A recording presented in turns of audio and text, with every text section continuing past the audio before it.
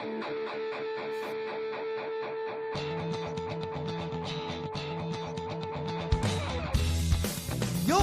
listening to the Let's Go Buffalo podcast, your new favorite podcast for everything Bills and Sabres. What's going on, everybody? You're listening to the Let's Go Buffalo podcast, your favorite podcast for all things Bills and Sabres, with the pals, Nigel, Tom, and Jake. Episode 25 coming at you, quarter of the way to a hundo. Quick reminder to everybody, follow our social medias. You can find us at Let's Go Buff Pod. That's Buff with 2 F's on Instagram and X, and hopefully right now, I think, maybe, possibly live on YouTube. So hopefully that's happening right now. Tom, is there any way we can check on that? Yeah, I got some comments. You got some comments and everything already? We got one viewer. We got one hello to the one viewer. I think it's probably my mom, which is cool. Thanks, Mom. Yeah, hopefully that's actually happening. But yeah, we're trying to get ourselves over onto the old YouTube here. So let's say hey to the good fellas here. Tom, how we doing? Dude, I'm good. Welcome. Hello. Good, man. Look at us. Good week. We're live so in far? 4D. I like it. I know, Yes. crazy, right? I'm good. We got pounded with another like 10 inches of snow up here in Vermont. So, yeah, we're doing good. Just fluffy white little goodness. Did you know? Love that. Fluffy. Probably reword that. We workshopping nicknames for you, Tom? What kind of goodness, dude? Torpedo, how you doing, buddy? Oh no. I'm good, man. Yeah, same here. Little snow today, but unburied ourselves. Yeah, unburied ourselves from Tom's white little goodness. What did you just say? I think I just want to talk about Tom's white little goodness for a while. Oh no. Moving on. We actually probably shouldn't. Well, so hey, before we get into the beer corner, real quick, folks, as an incentive for our YouTubers that are out there right now, in my typical Nigel fashion, crazy day of work, crazy day of teaching lessons, and then I just come right to my studio to record the pod, and I'm essentially committing a felony by not having a beer for our first segment of every show, which is Beer Corner. So, I know, right? Ooh. So if you are on our YouTube stream right now, in the comments, okay, we are happily accepting suggestions on whatever my punishment should be for not having a beer for Beer Corner. So if you make a comment on Instagram or whatever, it doesn't count. But if you leave one on the live stream right now, there might be, maybe there's 1 or 2 coming in. I don't know. But go leave a comment on what you think my punishment should be for not having a beer for Beer Corner. And maybe we'll do it live on an episode if it's somewhat sort of within reason. But with that being said, oh, we got a good one already. well, let's see if maybe a few more come in. All right. So, but for you guys both look parched. Can I give you a countdown to snap a beverage? Yeah. Nice. Ready? 3, 2, 1. Ka-chish. Nice. Let's see. Who do you want to start with? Torpedo. What are you drinking tonight, buddy? Whoa, what a can! What a can! Look at the can on you. I get to show him off now. This is the sunburn. This is one angry dude. You did not catch a sunburn at the game against the Steelers if you were there, but this is a delicious little Belgian white ale, a little more fluffy white goodness for you. But yeah, from 3 Heads Brewing in Rochester. That's a 3 Heads beer. No way. It sure is, man. I think it was maybe limited release or something. I don't know. I hadn't seen it before, but I snagged it, and yeah, man, it's delicious. Got that nice crisp orangey coriander flavor that you get from Belgian whites.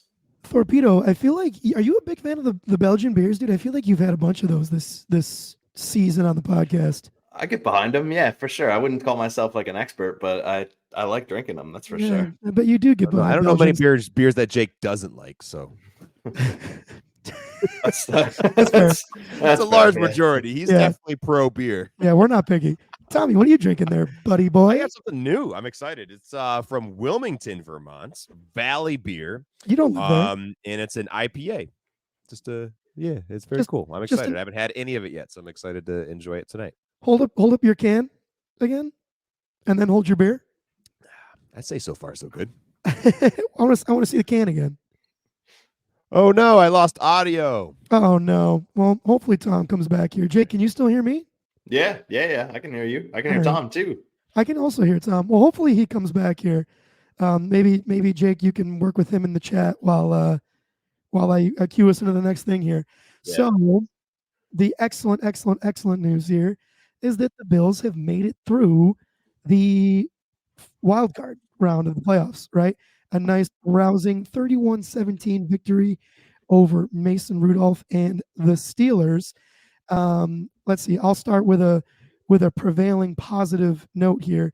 My prevailing positive note from that game, I'm actually going to kind of steal from the last podcast, is the depth on this team, man. Defensively, we had so many injuries. It was super upsetting. We had Terrell Bernard go down. We had Christian Benford go down. We had Taron Johnson go down. So a couple updates on those injuries as far as we know.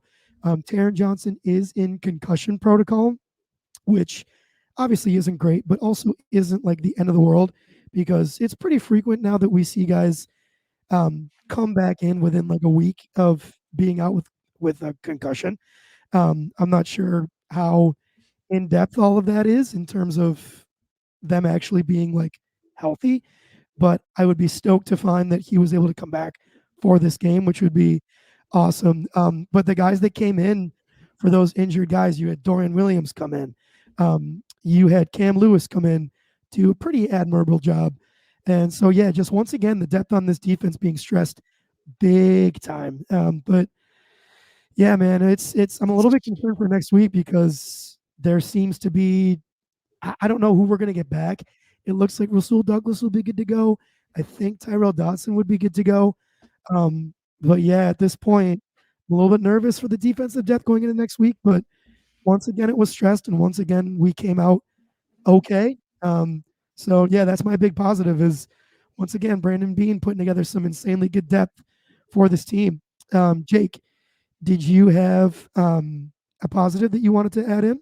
Yeah, I thought there was a lot. But I thought I saw a comment, just going back to the injury things you were saying. I thought I saw a comment that Rasul Douglas was maybe could have been okay to play in the game, but he was kind of held out as a precautionary thing. So I As think a he'll definitely be in against the Chiefs.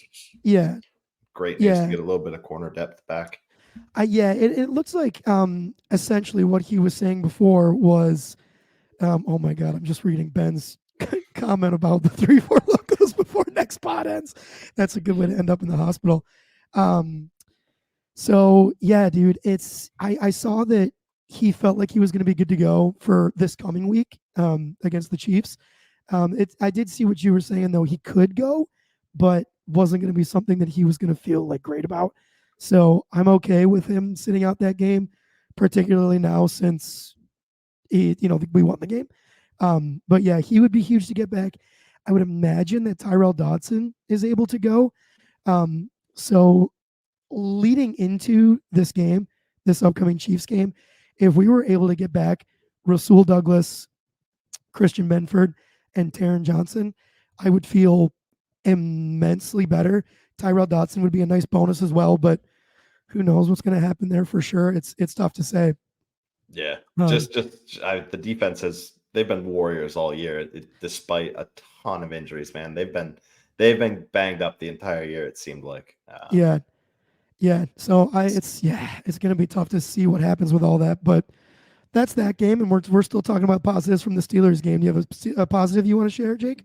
Yeah, I mean, besides the defense standing up to the pressure, I mean, they gave up 17 points. That's if you let up 17 points and let Josh Allen cook a little bit, that's a good recipe to win the game right there. And they gave them the chance to do that.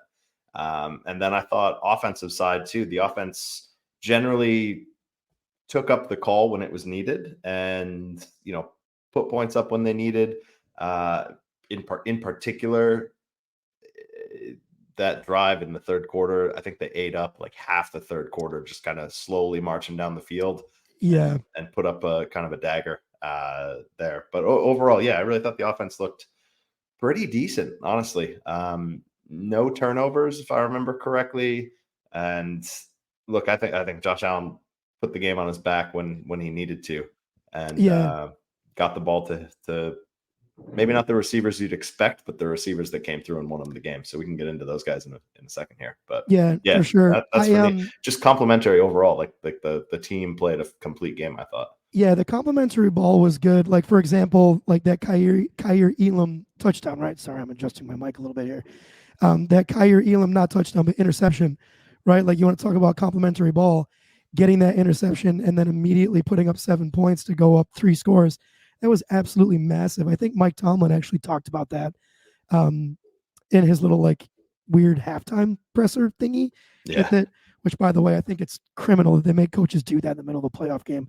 I know it's not like happening while live football is happening, but I think it's so stupid that they make those guys do like a mini interview in the middle of coaching, dude. I don't understand. It's halftime. They don't have anything on their minds, right? They kick their feet up at halftime. No problem. Exactly. Yep. No adjustments to be made or anything like that. So yeah, dude. And I want to highlight one thing that you said there, which was Josh Allen was huge when he needed to be. And I think the key word there is needed to be, because it was, we still ran the ball pretty well. I mean, even if you take away Josh Allen's rushing yards, which we'll get to that. But Jimmy Cook still had a solid game there. Tom, it looks like you're back. Now I can't hear you at all, Tom. Well, I haven't said anything. Can you hear me now? I can hear you now. Okay. Yes, indeed. Yeah, Nigel, it requires you to stop talking for me to talk. So, Tom, can you hear me now, Tom? I can. Tom's back. Tom's back. We've done it, everybody. Tom's back. Tom's back. We love it. So here, Tom, I wanted to wait for you to do this. I think, okay, so do you guys, those of you that are watching live, you're going to be learning with us in real time. Do you guys see on our screen here the StreamYard thing that like popped up where it says live viewer comments show up on StreamYards? I do. So I think, Tom, since you're back, give us your positive real quick. Can you give us your positive from the game? Yeah, it took the stupid StreamYard thing down. Can you tell me what the other positives were? So the other positives. Yep. So I don't repeat myself or repeat you guys. So we talked about the defense standing up under pressure and the offense making the call when they needed to, and just in general playing kind of a complementary game. And then, Nigel, what else did you say? I just talked about the depth. The depth. Yeah, the depth. That was gonna be mine. Defensive depth. But I'm gonna go with Josh Allen, man. Josh Allen playing like a just a quarterback who belongs, right? He belongs in that moment. He has an unreal number or stat line in the playoffs over multiple years, and he's only contributed it with yesterday's performance. The guy looked like he took care of the ball. He made plays that were just unreal, and stepped up when we needed him. It was awesome.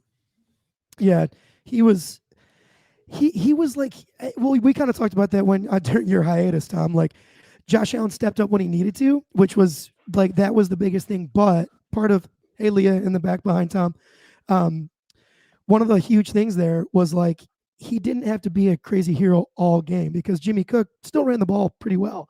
Obviously, Josh Allen had some success running the ball, which we're going to get to. But yeah, dude, just one more time, Josh Allen's numbers: 21 for 30, 203 yards, 3 touchdowns, 2 passing, 1 rushing. I mean, I don't want him to have to do like a ton more than that. I always just feel a little bit better when Josh Allen throws for like closer to 300 yards. But, if he's going to throw for 200 and get for 3 touchdowns, like, who gives a shit? Well, it's because he ran for like 60 on one play. Yeah. So playing red light, green light with freaking the entire Steelers secondary. So yeah, we take. I see Ben here. Ben, who's number 38 for the Steelers? I don't know if Ben is still here. If you're listening, Ben, send him home. Yeah, you fire that guy, because he had a terrible game. He got ran over by Josh Allen on the touchdown run, and then shortly after that, Khalil Shakir on his unbelievable touchdown absolutely snapped that guy's ankles into pieces, dude. So what an incredible effort. Oh yeah, tough night for 38 for the black and gold though. One cool thing that we've got here in our planning doc, this wild Dawson Knox stat. So Dawson Knox has scored the opening playoff touchdown for the Bills in each of the last 4 seasons, which to me is like, I mean, it's not like the craziest thing I've ever heard, but it's also like, it's pretty wild, bananas. dude. It's Yeah, pretty. No. wild. Just think about that. That's it requires the Bills to go to the playoffs 4 times in a row, right? Hell yeah. So that's one variable. Variable number 2, it requires a single player to get a touchdown, the first touchdown for the Bills in not 1 game, not 2, not 3, 4 consecutive games, and then it also requires a player who does not get a high volume of touchdowns to do that. Like, yeah.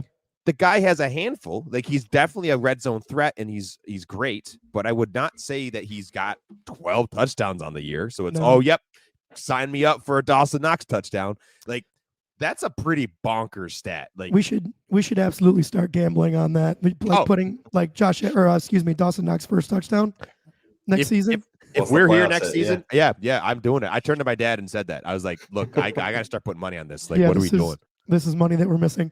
He only has 6 postseason touchdowns. So, two-thirds of his touchdowns in the postseason are opening scoring for the Bills. Nice quick math there, Torpedo. It's what I do. It's what I do. Yeah, Listen. Yeah, accountant right here. I got a calculator on the screen. Don't give me so much credit. We got to talk about our boy Dalton Kincaid, dude. Oh, nice banner there, Tom. Thank you. Now that I'm here to do it. This is us just playing around. But yeah, dude, Dalton Kincaid, dude. I mean, goddamn, dude, leading the team in receptions in that playoff game, right? 3 receptions, which doesn't sound like a ton, but he had that awesome touchdown catch for the Bills' second touchdown of that game, which was an absolute dot from number 17. Yeah. But yeah, dude, I mean, for the rookie, 3 receptions, 59 yards and a touchdown. I mean, what more can you ask for from the kid, you know? Not a ton of receptions, but he answered the bell and he got him. Led the team in receiving. Just looked incredible. He's a rookie. He's a rookie, man, right? And he's running routes that make him look like he's been in the league a while, at least to me. It's incredible. Yeah. He doesn't look at all like a rookie, dude. So a couple tight end rookie year comparisons. Jake, did you put these on the doc, dude? I did. Yes, I was curious. Oh my god, these are amazing. Like, Jake, you read them down. Well, see, I just wanted to do it because I didn't know. Like, I knew he had a good season, but I was curious, one, how he looked against, compared to his teammate Dawson Knox, who came in, at least from my memory, came in as a good tight end prospect and had a good season, and he progressed well and earned a good contract, like a good player by all means. And then also like the high bar, the high end of the scale. I wanted to see what Kelsey's rookie season kind of looked like. And so I wrote these down. And I just wanted to share them because I think it is interesting and highlights how good of a season he had. So Dawson Knox came in 28 receptions on 50 attempts, 388 yards, and 2 touchdowns in his rookie season back in 2019, I think. Kincaid came in and had 73 receptions, so almost triple. There's that math again. How are you? But he put up 673 yards and a similar amount of touchdowns, 2 touchdowns. I think those continue to come as he gets more comfortable with Josh Allen. Same amount of touchdowns, but almost double the receiving yards. And then Kelsey's one of the best, if not the best tight end to play the position. Is that fair to say? Maybe you can make the argument for Gronk. Yeah, some people might say Gronk. Some people I know would die on the hill of like Antonio Gates. I personally, I think Kelsey's better than all of them. But there's a debate there. But yeah, top 3 in the history of the game for sure. Fair enough. We won't inflame people too much. But Kelsey came into the league first year in the NFL. He had 67 receptions, 862 yards, and 5 touchdowns. So yeah, a little bit more than Dalton in a couple of those stat categories, but still just an incredible season from him. I just wanted to take a second and call him out for having such a great year. And then putting the exclamation mark in the first playoff game and hopefully many more in the next few weeks. Yeah. James Cook, 18 carries for 79 yards. So not as explosive as he has been, but still doing good things. I like that we have a bullet here. So it's we're finding over the last couple of weeks that he's been doing a little bit less in the passing game. And I don't think that's necessarily at fault of James Cook or Josh Allen. I think what we have there is just teams keying in on James Cook. And we have written down, is that a positive or a negative? Well, Tom, what do you think? Positive, negative there? I mean, it's a positive because the guy he's clearly become a weapon and teams are having to take an account. And that also then opens up other parts of the passing game, right? It 100%. opens it. This is how you start to leverage as many options as you can against different defenses.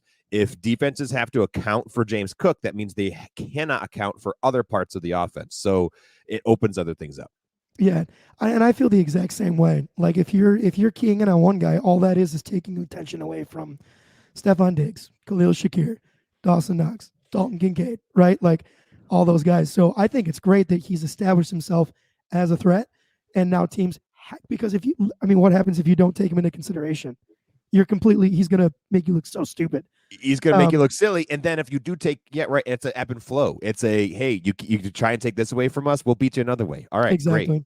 Great. No problem. And that only works when you have an offense that can win in multiple ways. Yeah. Which up until this season, we kind of haven't really had, right? Like this is the first season in a minute where, or at least the first season, in my opinion, since we've had 17 as the quarterback, that we've had a really, truly complementary running game. Correct. Which makes this Bills team scary. Yeah, love it. Love seeing it. Go ahead, Jake. So I wrote this one down because I think that leads to the next question. So if you're taking away James Cook, that should lead to other things opening up. And that's kind of the conversation we've had around Stephon Diggs too, where a lot of defenses focus on him as the number one receiving threat on the team, as they should. But that's kind of diminished his role in the past couple of weeks. And I think that kind of played a role in this game too. He had 7 receptions for only 52 yards. Is that concerning to you guys that he still was fairly quiet? Like I thought he made his presence known. He was kind of all over the field, I thought, and made big catches when it counted. But I was surprised to see that he only had 52 yards. Is that still concerning to you guys, or do you think that's a symptom of him being the top threat and other teams focusing on it, so that opens up opportunities for your Kincaids, your Shakirs, your other complementary players? Let it rip, man. Yeah, so I think you got to take it out of context, right? So he had 52 yards, but Josh only threw to 203. So he had 25% of the passing yards, which is what you want your number one wide receiver to be receiving, right? That's well within the range. It's also, I think it matters when he's getting those catches. I don't have the data. It's been a crazy day, but the one that stands out to me is that one third down, gotta have it throw that Josh Allen was scrambling, doing his classic scrambling to the right, defenders hanging off of the guy, and he found Stephon Diggs in space, got the first down. It was unreal. And I think, it was for 12 yards. It wasn't for a significant chunk. However, it was an important time in the game where the Steelers were starting to come back. They blocked the field goal from Tyler Bass. They got scored. They were getting some momentum, and they honestly had kind of stymied the Bills offense a little bit. They had some not quite as productive drives, and it was looking like it was going to be another one of those, but Josh and Diggs had the connection and made it work. And I think that's an important part of his game. So his stats aren't quite as explosive as you might want them to be, but I think that they're still really important. And I think he's playing a huge role still. One more yard than the minimum. That's all you need. You're right. Yeah, that game for Steph Diggs was just a hard hat and bring your lunch pail to work kind of game. Nothing super flashy, nothing crazy, but showed up in the big moments when Josh needed him most, like that play that Tom talked about. I don't know, man. We're still dying for that big Stephon Diggs play again, right? Like it's just been so long since he scored a touchdown or had just a huge play, man. But felt like it's been a while. I'm not. It's okay that he's not putting up huge numbers, dude, because like we've been talking about, like we're just winning in other ways, right? Khalil Shakir making plays, Dalton Kincaid making plays, Dawson Knox making plays. I don't think it's the worst thing in the world that everything isn't funneling through Stephon Diggs, personally. Yeah, so, I agree. Man. And he and Josh almost connected on a huge touchdown throw. I think it must have been 20, 30 yards. It was right there. It was every game we've been getting. They're going to connect. It's going to happen. And I agree that this was a game that he just came in and put his pulled his pants up high, and he just had to get to work. Like the guy was crazy. I also I don't know if you guys saw, but going through on most teams, like all in the Buffalo Bills included, like putting out some fun things after the game, and there was some footage of him before the game when Steve Tasker was doing the "Where else would you rather be?" a little spiel, and Yep. Diggs is mouthing it to the camera, and it's pretty freaking cool. It's pretty sick. Yep, I saw that too. Yeah, it's pretty cool. I still I'm firmly in the camp of this guy loves being a Buffalo Bill. Like I know there's still people out there that think he's putting on an act, but I just don't see it, dude. I think he loves it here. I think he loves Josh. I think he loves the role he has on this team. I'm sure he wishes it was more, but every diva wide receiver in the world feels that way. So I mean, at some point, what do you do? But I think he's perfectly happy. Everybody has bad days at work. Like how many times have you guys have a shit day at work and you're still, you're there the next day, right? Yeah. I mean, that's the exactly. same thing. Paycheck. Just wish it was Stephon Diggs' paycheck. But I also wish it was Steph Diggs' paycheck. That would be really nice. I'd be real happy. I could just do it. I'd be no problem. Yeah. Tell you what, I'd be way less pissy if I was making that kind of money. Yeah, dude. So let's see. What do we got for the next thing here? Diggs made his presence. Oh, the Steelers. Before go we ahead, move Tom. on, Yeah. I would like all of our 4 viewers right now. Please give us a like. Please give us a little like on smash that like button. there. Thank you very much. Pow. Nice. What are we helps us. talking about next? Yeah, we're going to talk about how the Bills today, or yesterday, excuse me, not today. Yikes. Yeah. Accurate reporting here at Let's Go Buffalo. Just tuck me into bed.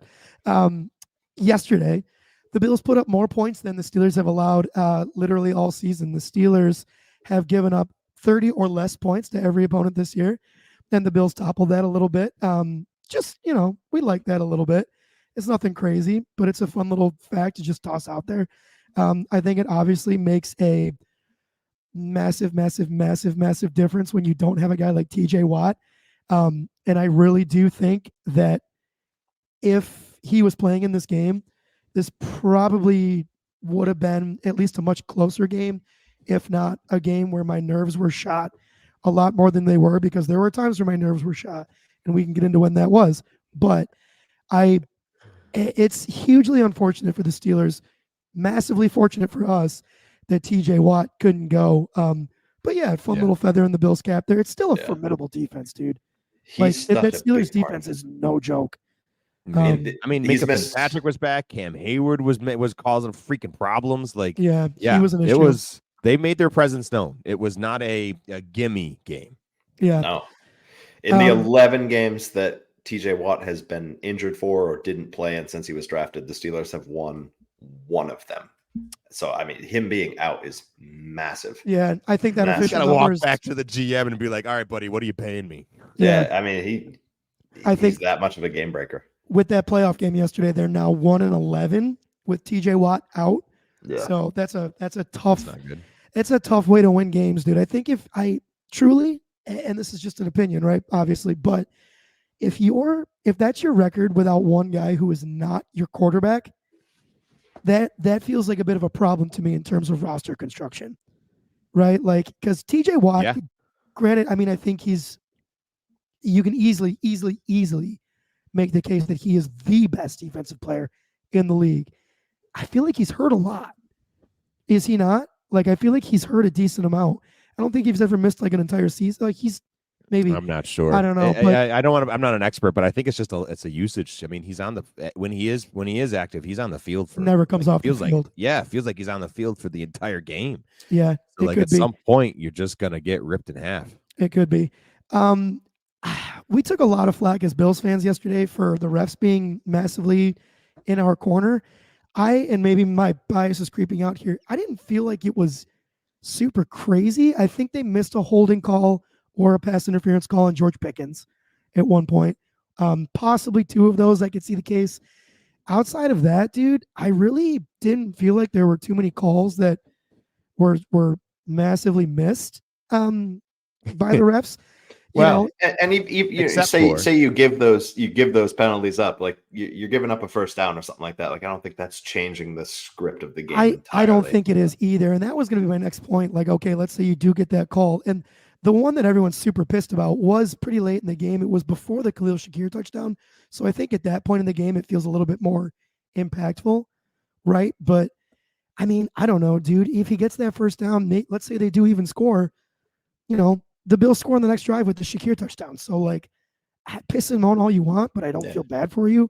No, Um, null and void. I also the second Buffalo Bills challenge. I for the life of me, dude, Yeah. yeah, I have Like, absolutely ridiculous. no idea how all of that breaks down, dude. So to me, right, and this was what I thought the way football works, and apparently I don't know how football works at all, but I don't remember who the player was. Who was the It Pittsburgh was player? Was it Fryermuth? Fryermuth. Yeah. Fryermuth. Yeah. Patrick.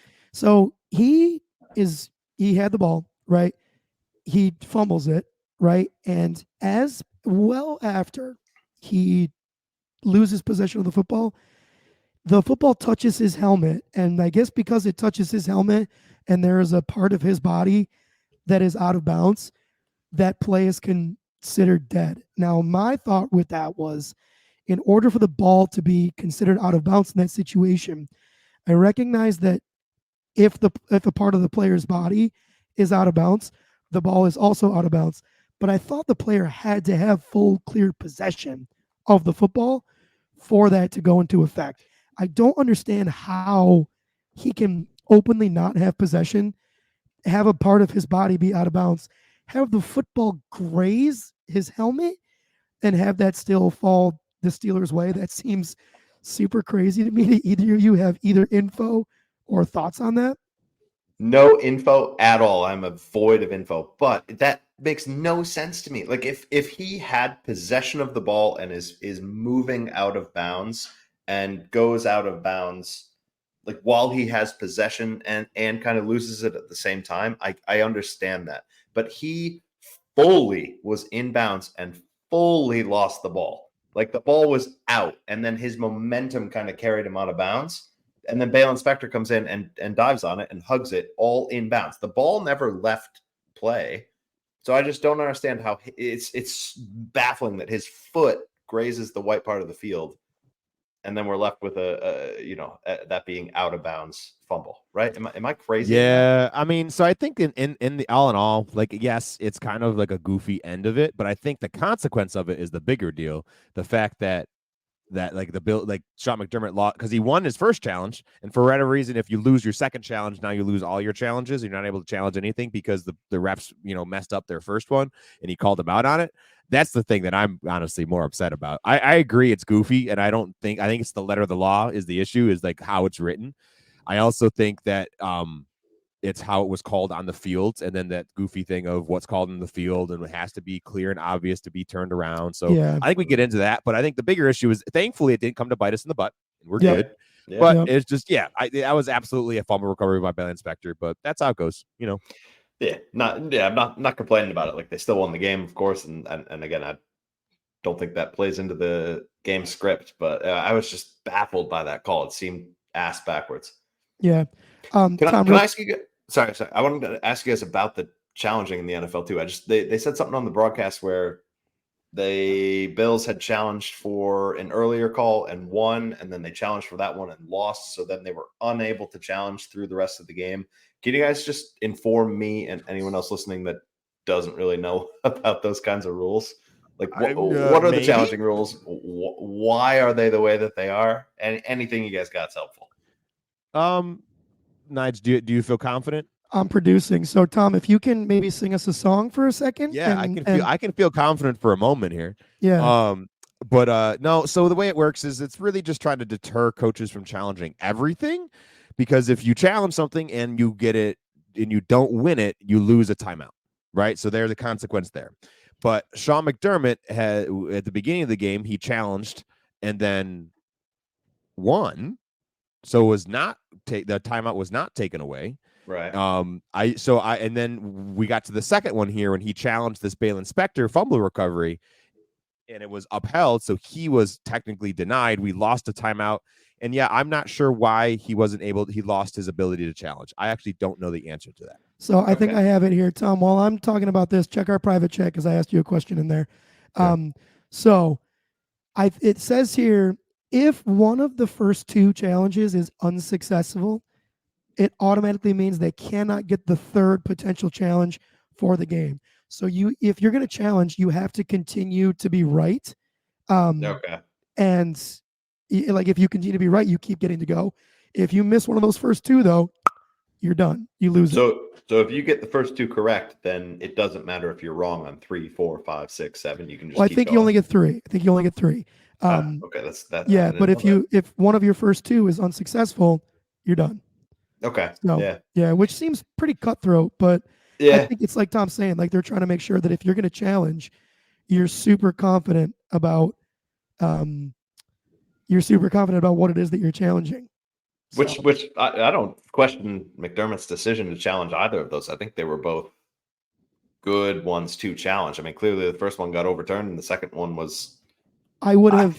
We're sitting here scratching our heads too. So I would have spiked the ever-loving shit out of the challenge flag on both of those plays. So I don't blame Sean McDermott even 100%. A little bit. Now the guy looked good. And a bit more of a magnifying glass on it because the second challenge happened. I think it was in the first quarter or just after the first quarter, somewhere around there, super early on. And so then they were forced to go the rest of the game without any kind of challenge ability. But yeah, I don't love that. And that's, because that's the risk you take, right? Like, because you never know if down the road, like if one of those challenges becomes, if it's like egregiously obvious, you're like, oh, fuck, like what am I supposed to do? So yeah. Tom, I think if you click on, so now we're just talking for us for a second. Our chat box, we have private chat and then comments. Yeah. If you switch over to comments, I think you can click on one of those. So we got an answer to something that we were talking about. So TJ Watt's injury history. We wanted to kind of shout out to Ben for looking up some stats on that. Talking about Ben. First of all, hold on, Ben. You got to change that picture, dude. Holy shit! What is that from like 20 years ago, bro? So yeah, 12 games since roughly 2017. Ben's a huge Steelers fan. Shout out our buddy Ben. Huge Steelers fan. We weren't friends yesterday, but I did send him a very nice sportsmanship text where that I was being genuine. Because let's get into it, but there were some moments where I was big time sweating yesterday, and I would say from about now, Tom, I think it won't come off until you click off of it too, just so you know.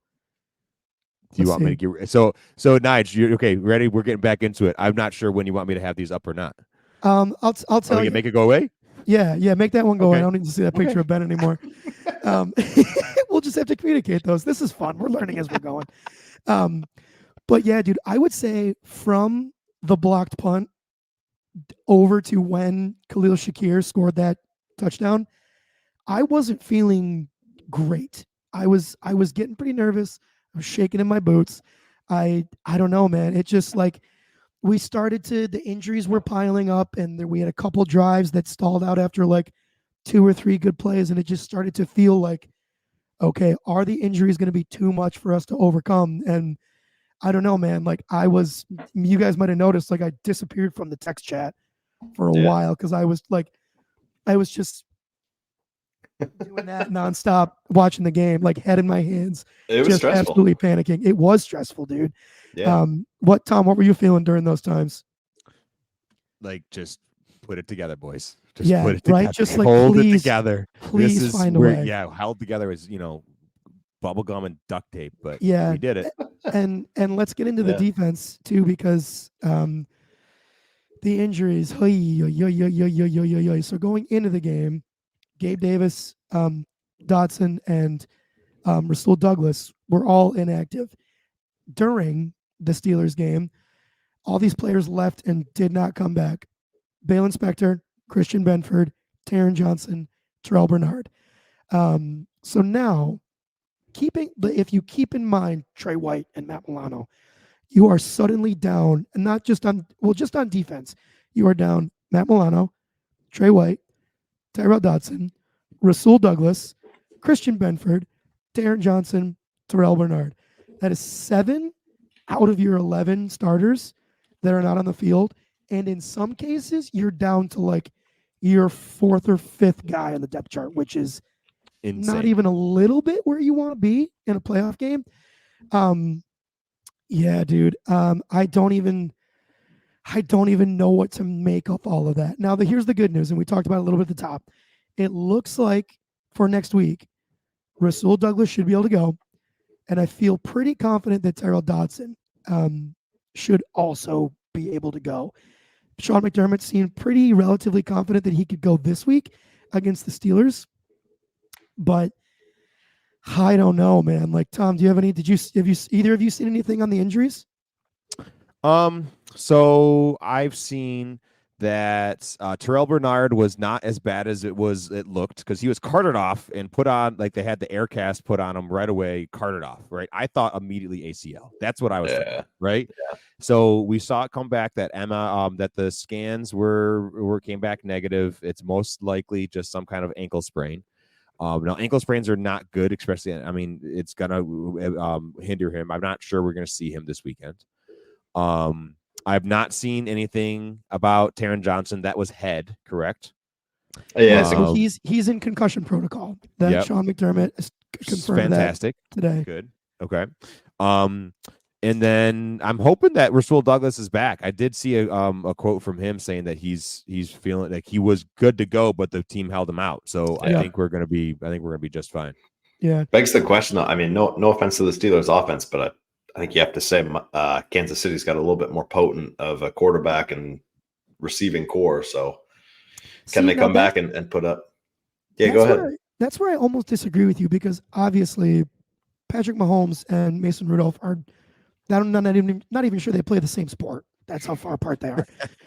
However, dude, between like George Pickens and Deontay Johnson, like, okay, Tom, who would you make a case for that are the top two receivers in Kansas City right now? It's Rashee Rice and Travis Kelce. Okay, so yeah, I put Rashee over that because Rashee has been a problem the end of this season. Yeah, and I didn't even want to really include Travis Kelce, but you have to. Because you have to. If you ask me, I would include Dalton Kincaid on the Bills. So by definition, we have to. Yeah. So then, are you telling me you guys aren't interested in Kadarius Toney's cinder block hands? Well, that's kind of what I'm getting at here. Like, would you rather have Rashee Rice and Travis Kelce, or would you rather have Deontay Johnson and George Pickens? You know, I think you take Kelce over both Pickens and Deontay Johnson. That's the correct answer. But is Rashee Rice a lock over those other two? I don't know, man. So in a weird way, and not for nothing, I would also take both of Pittsburgh's running backs, right? So in terms of weapons, I don't know. Okay, yeah, keep going. Pacheco's been great this year, though. No, but I feel like especially recently, and recency bias is huge in the NFL, right? Like, what have you done for me lately? I could entertain a case where the weapons for the Steelers are better than the weapons that Kansas City has. Truthfully, it's just the quarterback play doesn't even remotely closely compare. Yeah, it's still Patrick Mahomes, so it's still going to be a problem. Yeah, right. It is. So I was telling Jake when you were on your hiatus, Tom, that if we could go into next week with Benford, Taron Johnson, and Rasul Douglas, I feel immensely better. Oh yeah. I think having Terrell Bernard back is wishful thinking for next week. I think we have to just assume that he's not going to be in. I think it's not overly optimistic to think that Dotson could be back in though. So then that begs the question, and it kind of depends on what Spector's health is. Who's the linebacker opposite of Dotson? Are you going Klein? Are you going Spector? Or are you going Dorian Williams? I think it's AJ Klein, especially considering how he played at the end and communicated and the praise he got in those post-game comments. That's the huge one, right? I think he's got the trust of Sean McDermott, so I think he's got the start. It was the fact that he started making the green dot calls. I'm pointing to the back of my head. He started making the green dot calls once Bernard went down, and I think that is the one thing that can put him above the other guys. Because athletically, I think I'd prefer all three, Dodson, Spector, and Williams over AJ Klein, but you get that veteran presence out there with AJ Klein, which proved yesterday to be pretty darn important. So trust is a big thing. So especially for Sean McDermott. So I think that's huge. Yeah. Boys, we should probably hop over to looking ahead to the Chiefs game this week. Any other major thoughts on the Steelers before we switch gears? other than, hey man, go Bills. It's so cool that we're like in another playoff run. Like Yep. again, I'm being very intentional about not taking this for granted. Like we're playing another week, and that's a big deal. So Yeah. Absolutely. Another week at home too. buying another week. That's how you do it. So Yep. And Tom, you got it on the banner here. I think obviously the main storyline here for me is obviously the Chiefs have been the thorn in our side for the last several seasons, but this is the first time that Patrick Mahomes has to play a playoff game, not um, in the Chiefs Stadium. I'm blanking on the name of their stadium, but he's got to go on the road, right? So I think that's the big thing, right? Like, how is that going to impact him playing? You have to imagine that Bills Mafia is going to be outside of their goddamn mind, right? Knowing that Patrick Mahomes is in the building for a change. So Tom, do you or Jake, do you guys have any prevailing thoughts going into this game in terms of matchups and all that fun stuff? it's going to come down to the trenches. It's going to come down to our D line, especially if we're as banged up as we think we might be in the secondary. It's going to be knock on wood. We are fairly healthy at D line. Yes. So Ed, go get it. Groot, come on, baby. AJ Epinesa, let's go, baby. Right? Yeah. Like that's they gotta make a presence. They gotta push Patrick Mahomes off his spot, but gotta play contain because we know how elusive Patrick Mahomes can be and how dangerous he can be just escaping the pocket, throwing the ball, and then with his legs. He's no, charging stallion like Josh Allen, but the guy can still get his, be effective with his legs and get the first downs he needs and the yardage he needs. So he's a problem. They need to contain. And I also think it means that our offensive line has to mitigate this really potent Chiefs defense that starts up front for them. That's Chris Jones, right? Yep. That's who's their starts with a K. It's Greek. Oh God. Yeah, you know who I'm this talking is about. terrible. I do. You keep talking. I'll float Great around. reporting here. Yeah. But like it's our O line has to give Josh time, let him stay clean, keep him sane without letting him get antsy, and I think we're gonna be okay. That's where it starts and ends with me. First of all, I just farted. Second of all, it's George Karlaftis. Karlaftis. Yeah, that's George Karlaftis. Yeah. So yeah, he's been potent this year. I want to bring up two names that you mentioned there, Tom, for the Bills, and that is Greg Rousseau and AJ Epinesa. These two guys, right, historically have made huge plays against Patrick Mahomes in the regular season. They have. Specifically in the way of batted balls that turn into interceptions, right? So if we need more of that, but you're absolutely right, dude. And it's I feel like we say it every episode. You have to generate organic pressure with your front four, because if there's one thing there's a trillion things that Patrick Mahomes does really well, but towards the top of that list is his ability to make you look stupid when you blitz. Yeah. So it's going to be huge, right? Like obviously, I'm not counting on Von Miller, although he did show the tiniest little baby bit of life at the end of this last game. Did you guys see those two plays in a row where he was in the backfield in like 2 seconds? So that was nice. I'm not counting on that, but I'm looking specifically for Greg Rousseau and AJ Epinesa to make some, and Leonard Floyd too. That's the other big one. Like the defensive ends have got to start making a few more plays here. Greg Rousseau had the awesome sack yesterday where he let rip this unreal swim move over that rookie offensive tackle for Pittsburgh, Broderick Jones. Made him look very much like a rookie. But I just need more of that, and I need it from more guys, right? Like Floyd's been quiet in terms of the sacks recently. Come on, Lenny. Yep. Like I just need it from those guys. Yep. So yeah, dude. I go to the edge rushers because the middle three on Kansas City's offensive line is incredibly good, right? Joe Thuney, Creed Humphrey, Trey Smith. I'm not positive there's a better guard and two tackle trio in the NFL. So, like I not to say that Ed Oliver and Daquan Jones can't make plays, but I put the onus more on the defensive ends because their tackles, Jawan Taylor, and Donovan Smith, just scare me a lot less than the middle three for Kansas City's offensive line, which is why I put the onus on the defensive ends. So yeah, dude, I agree with you 100%, Tom. The trenches are going to be the big one.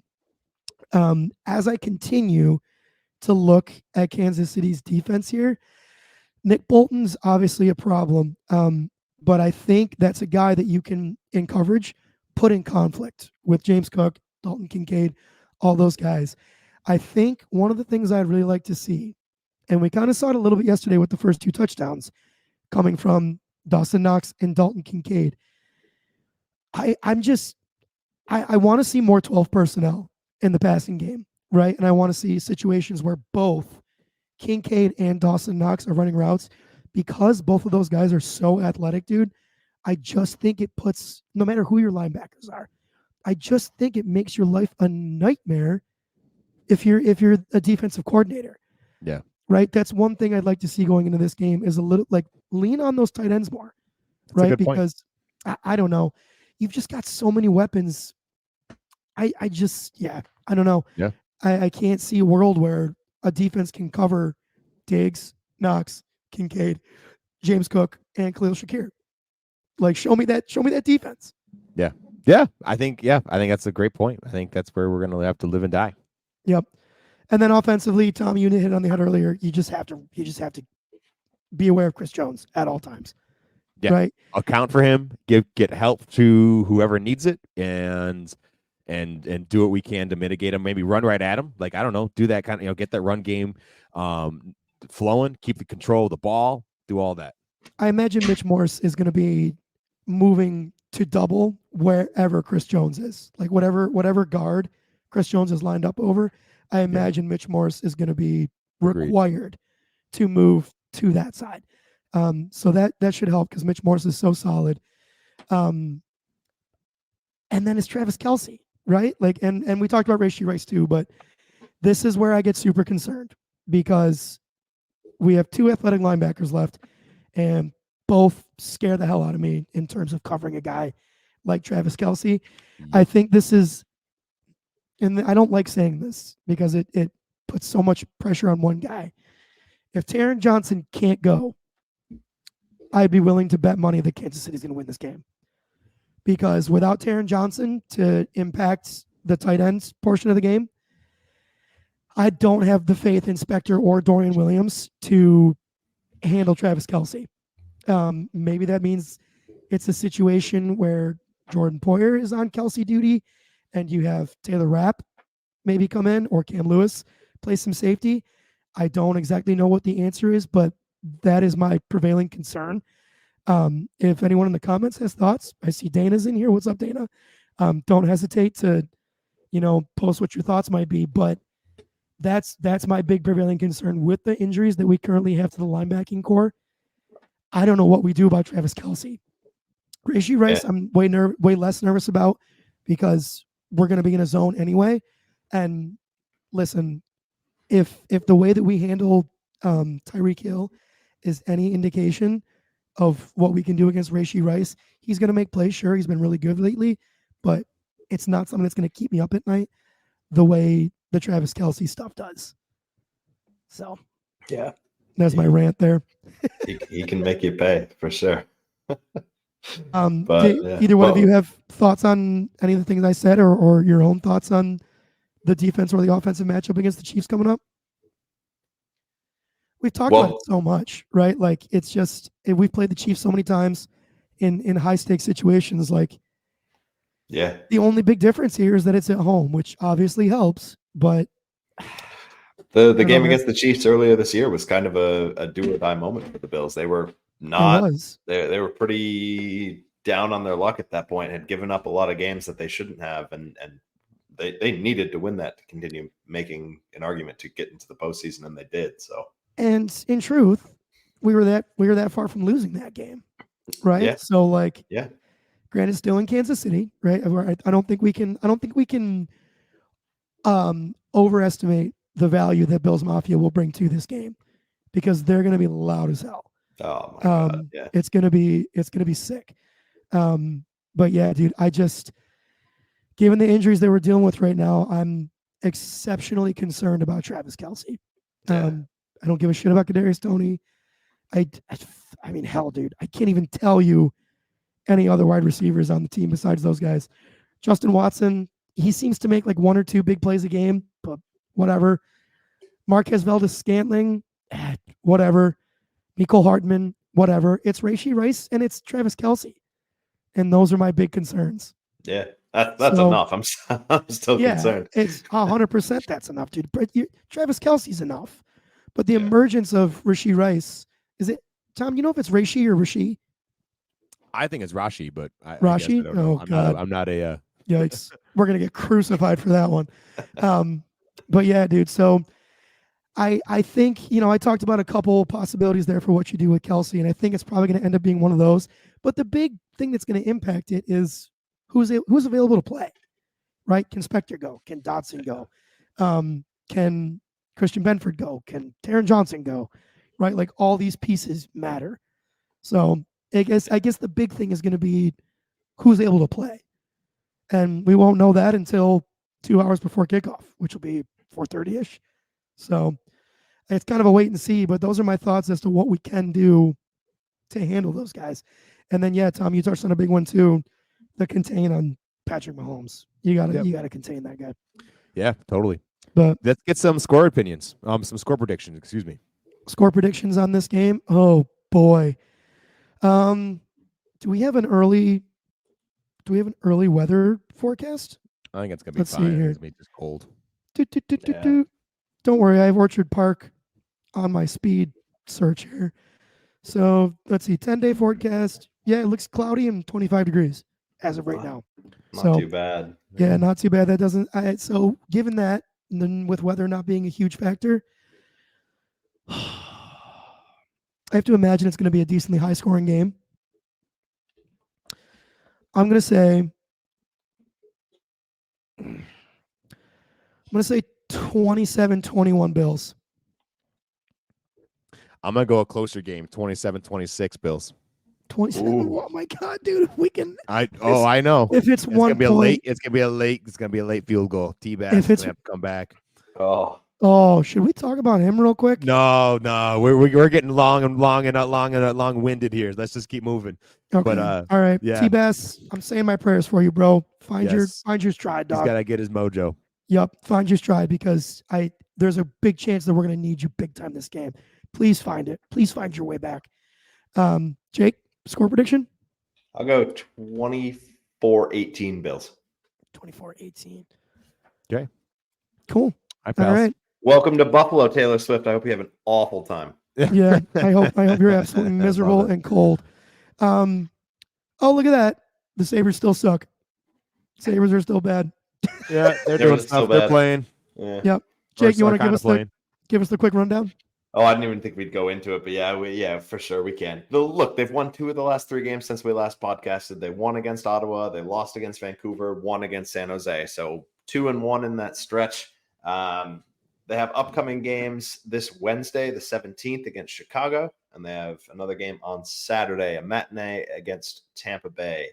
As of January 16th, they are 19-21-4, earning them 42 points. They are still 7th in the division. They are still 7 points out of a playoff spot. I can't tell you how many times that has remained the same since we've been podcasting. Yes, every time. I don't think they've moved. I mean, it's the same conversation we've had. It's really tough to make up ground in this league. If you start off poorly, you're going to finish poorly, and that's exactly what's happening. That's what we've been seeing.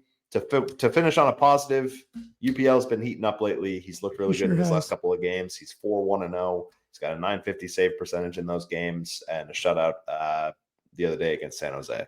That's a crazy save percentage, too, for those that might not know. .950 for save percentage for a goalie. Obviously, the best you can do is 1, right? Meaning you stop everything.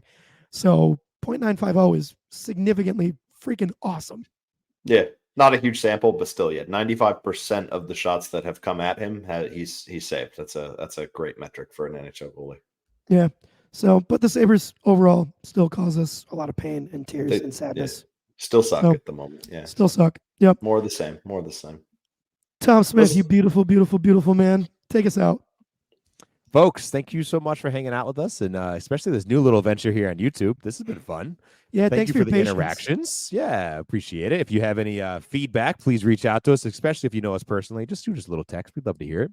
We Thank will you so get much. better. Yeah, we will. We'll We'll figure get it there. out. We'll get there. Thank you all from the bottom of our hearts for spending some time with us. It would mean a lot if you could please share this episode. Give us a like. Smash that like button on YouTube. That's a big deal. And give us a follow on Instagram, X, and our freshly minted YouTube channel at Let's Go Buff Pod. These are my pals, Jake and Nigel. My name is Tom, and you're listening to the Let's Go Buffalo podcast. We're sending you love wherever you are. Go Bills, go Sabres. Let's go Buffalo.